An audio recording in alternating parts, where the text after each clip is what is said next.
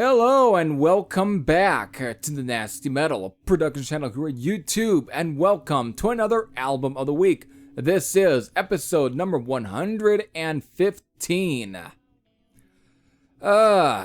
Since I really didn't get to announce this album last week, so I guess in many ways this is probably a little bit of a shocker to some of you, to at least to see me cover on this channel.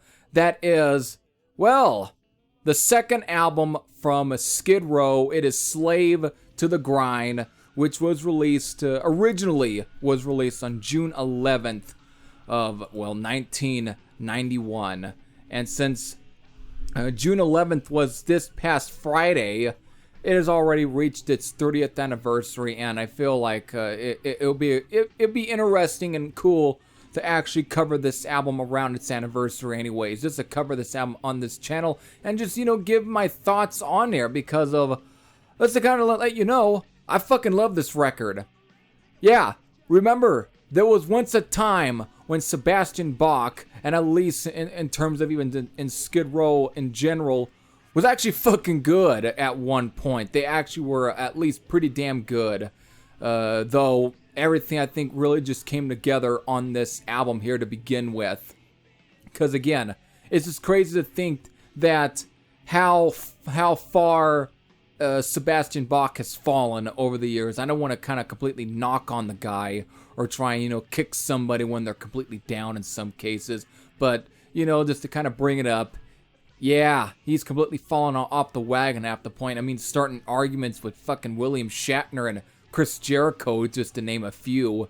It's like, Jesus Christ.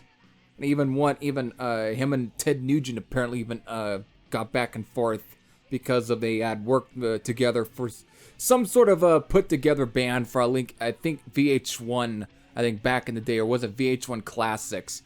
I forgot. Anyways, there was this one point where Sebastian Bach was almost on top of the world. And this album was, I think, one of those albums that really helped keep them on top of the world. So, just to kind of briefly run through it when it comes to Skid Row. Again, they were formed in 1986 and were based out of United States, being Toms River, New Jersey. And they had a slightly different lineup. Had different lineups over the years, but for sure, I think one of the big mainstays was, of course, guitar player Dave the Snake Sabo, who was absolutely fucking fantastic as a guitar player.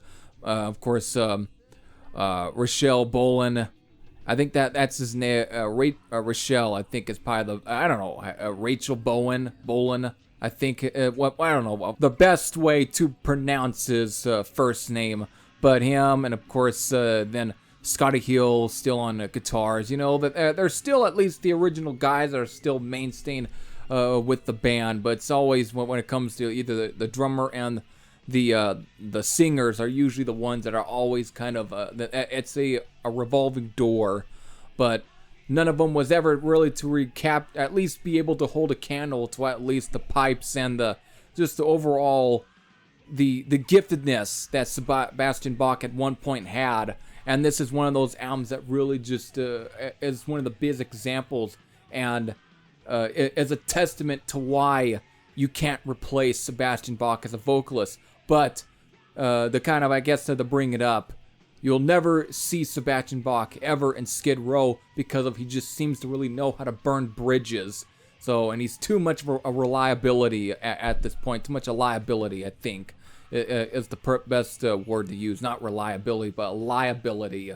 So, there we go.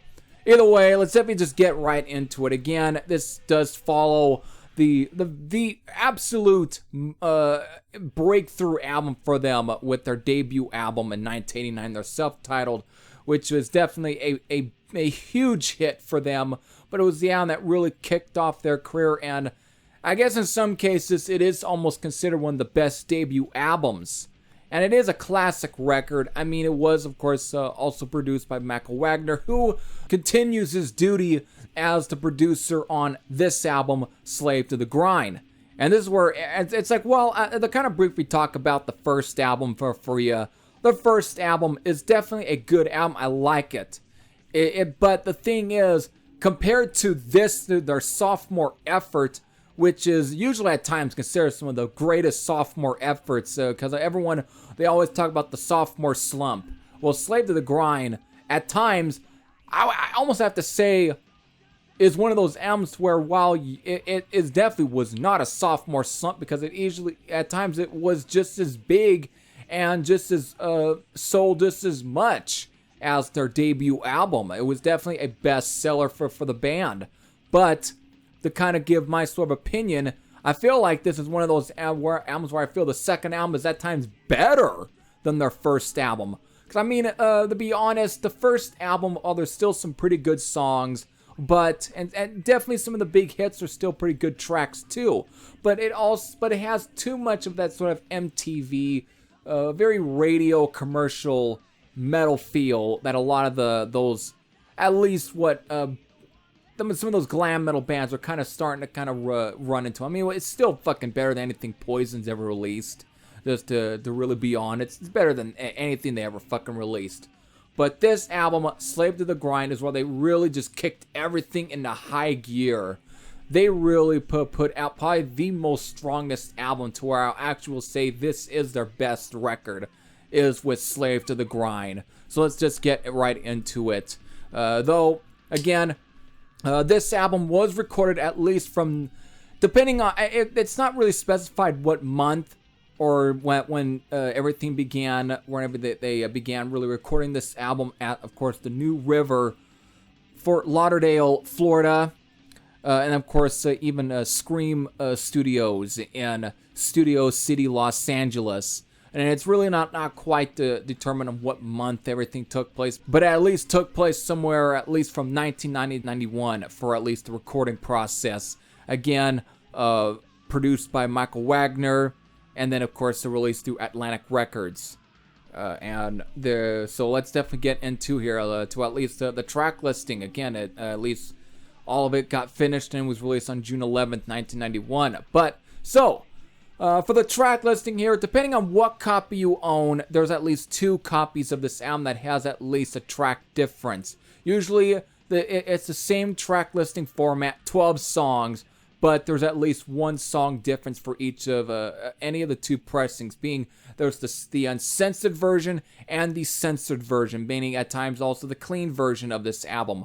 So, since, of course, the version I own of this album actually is the uncensored version, because I had actually found a copy of the uncensored version for used, though not in the best of condition, at, I think it was called Dimple Records, which is no longer at least active, at least in Sacramento, California.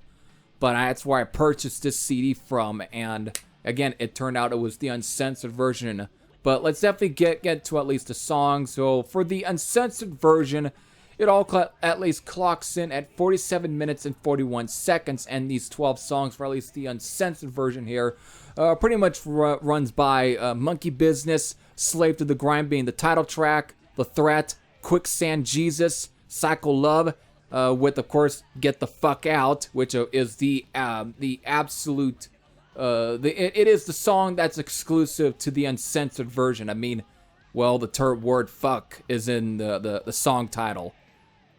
Definitely should give you many hints why. Anyways, next up, again, Living on a Chain Gang, Creep Show, In a Darkened Room, Riot Act, Mud Kicker, and then finally Wasted Time. So, that's at least the track listing for the uncensored version. Now, what is the track listing for the censored version? Well, since again, obviously the song Get the Fuck Out is not on the censored version, of course, there is at least 1 song that does replace it. And with this track being a little longer, clocking at 4 minutes and 2 seconds, and I'll get to what the song is. But with this, since the uncensored version was at least, its time length was at 47 minutes, this version, however, clocks in around 49 minutes and 1 second. So a little bit longer.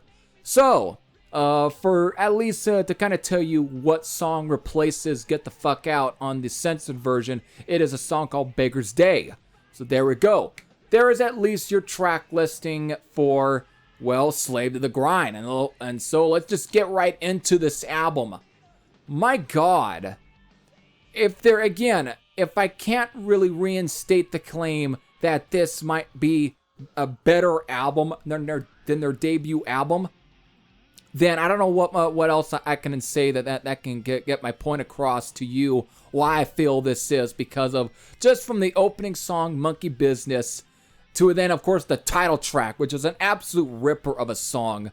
This band right here is not really trying to sort of stay in line with whatever the at this point the dying is sort of glam or hair metal sound, basically that was sort of really commercial metal sound, or at times that almost tends to get passed off as metal, or at least hair metal or whatever, and anything that resembles metal, when really most of the part it's just hard rock with bluesy riffs that has a very metallic, very distorted guitar tone that at times might resemble a lot of sort of at least the glam metal bands, at least the early to mid 80s at least. So, but the thing is, again, this sound, though, is still metal. This is definitely a metal record, though. And it's not trying to really sound like Poison. It's not trying to sound like Faster Pussycat. It's not trying to sound like Cinderella, or even Bon Jovi, for that matter. It's not trying to really sound commercial. It has a commercial edge to it that makes it at least accessible. But it's a lot heavier.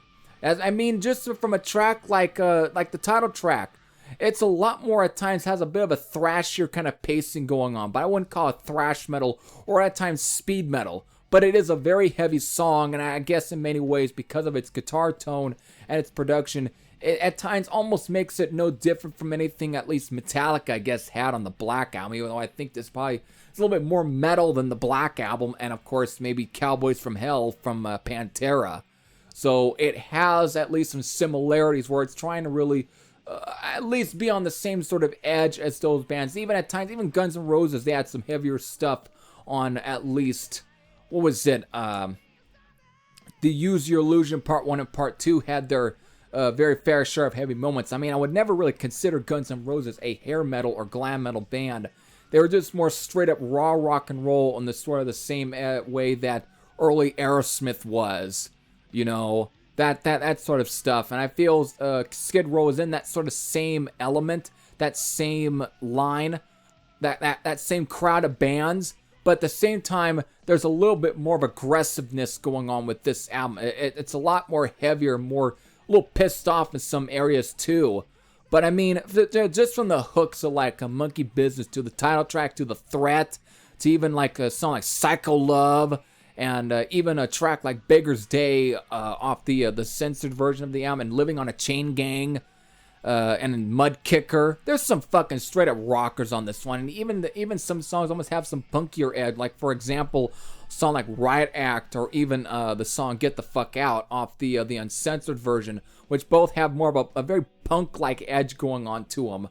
Again, very similar to Guns N' Roses in some cases too, but maybe a little bit more better. I mean, of course, Sebastian Bach, I have to say, while I don't really dislike Axl Rose's vocals, but between the two, I actually tend to really prefer Sebastian Bach's vocal style over his, because at least Sebastian Bach at one point, again on this album, he was very much a powerhouse singer that almost could have been on the same, I would have put in the same sort of list of caliber vocalists like a Rob Halford, or even a Bruce Dickinson in some ways, you know, or even a Ronnie James Dio, just someone who at least can hold their own in terms of just vocal performances, because there is some great vocal performances on this album, especially on some of the more melodic, more slower tracks like Quicksand Jesus and In a Darkened Room and Wasted Time, which are definitely three of the ballads on the album, but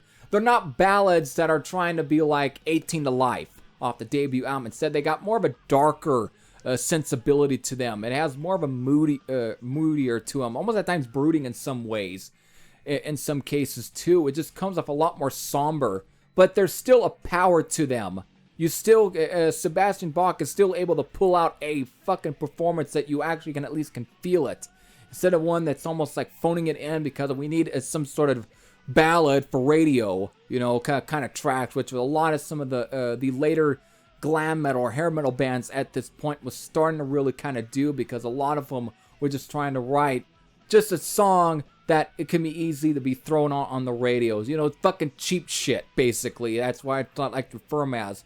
Any of those hair metal ballads is just cheap shit, because you need something to have the some sort of radio station to play for people who want to fuck to, basically, is the way I tend to look at those songs. Whereas these three songs on Slave the Grind, being Quicksand Jesus and In a Darkened Room and Wasted Time, are not really that. They got more to them. There's a lot more substance behind. They're a lot more, a little sincere in some places. They actually have a meaning to them. You can tell where they might have been written and whatever point, whatever mindset they were in when writing these songs. That's where I think, and it comes off more genuine than compared to a lot of stuff where it's like, yeah, I can fuck to this, whatever. So that's the way I kind of feel towards some of these ballads on this album. So definitely not bad. I mean, of course, again, from the production-wise, this album does have more of a punch even compared to the first album. I mean, Michael Wagner is the producer behind this album, and he's done some fantastic work, from the likes of Accept, to even Raven, to even Alice Cooper on Raise Your Fist and Yell, and even Dokken, and even also a very obscure sort of German metal band called Hazard, which actually featured ex-Accept guitar player Herman Frank, who, again, other great guitar player, who's still kicking stuff out to this day, and was also a part of some of the more modern era Accept albums. So Michael Wagner still it was part of some great albums, and the first Skid Row is a good record, but I feel everything, even from the production on this album, is still, I mean, of course, it's very similar to another album that Michael Wagner actually helped produce, or even at times just work on, and that was No More Tears from Ozzy Osbourne. And again, the production and the sort of tone of the album is, again, not that far off from that kind of album as well. But there's a lot more, again, there's just something about this album that just elevates it. Again, from the straight up great axe work from Dave the Snake Sabo, and just the overall coherency where everyone just sounds like they're just in top shape. They're not trying to release or another sort of album that's going to get at least, you know, we need the money. This really sounds like a band that's trying to get their shit together and trying to be a little more serious in some ways too. It's, again, a very much a more mature effort. I mean, not really that mature, I guess, if you were to look at the lyrics for the song Creep Show or Get the Fuck Out, or even maybe at times maybe Cycle Love. But I guess to bring up Creep Show, at one point the lyrics of that song was almost considered, it was still very edgy, at least, but nowadays, because of the way the world is just completely changing, the lyrics to at least Creep Show would get the band completely handed. They would just be chopped up on not MTV. They would just get chopped up by the media. They'd be literally would be canceled for at least the lyrics in Creep Show. So there we go. I don't want to kind of go any further with that, but again, that's it. But at this point, this was almost considered top. It was just very edgy and very almost state of the art for this period, because of it just showed that, yeah, we're definitely a little bit angry, I guess you can say. I don't know, that's for the most fucking corniest shit I can say, but that's the way I feel towards some of this. It's like, it's accessible, but not too accessible. It still has, at least, again, because it sounds like Creep Show, it definitely has more attitude to it. Again, this is what also some of this album is really, where its body of work is. It's also, again, with this sort of very attitude-esque sort of lyrics in some ways. Angst in some cases, too. And that's where a lot of the album has its power to it. And again, the riffs. My God, there's some great fucking riffs on this album. And again, the tone. It's heavy. A little modern for its time period. Nowadays, this might almost sound dated. But I think there's still a good punch to it. I mean, a lot of people fucking bawl over Cowboys from Hell and Vulgar Display of Power.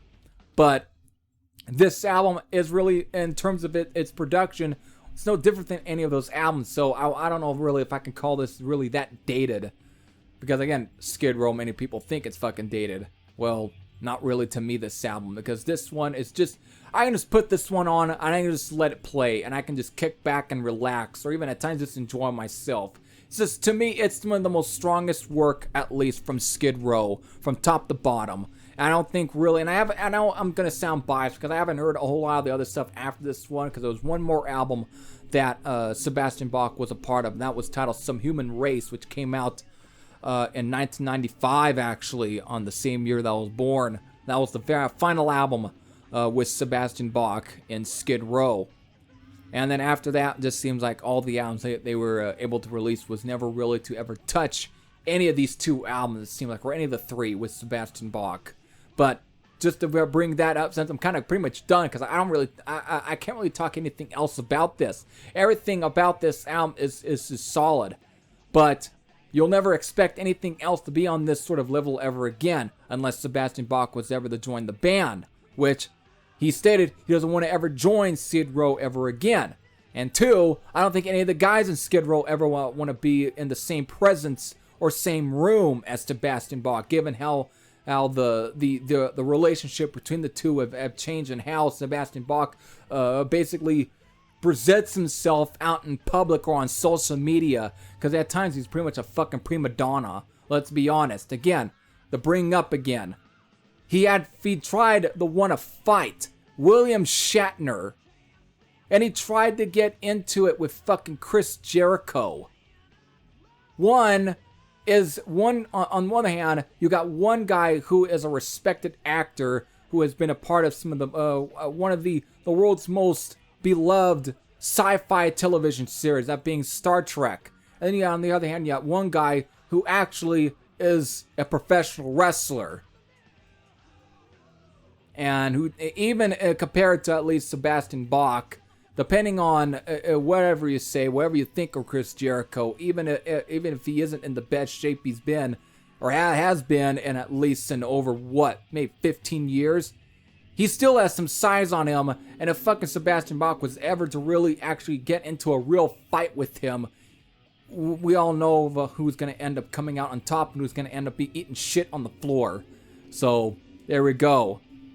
But other than to end all of this, they're both bitches in some cases. There's still a bunch of spoiled bitches.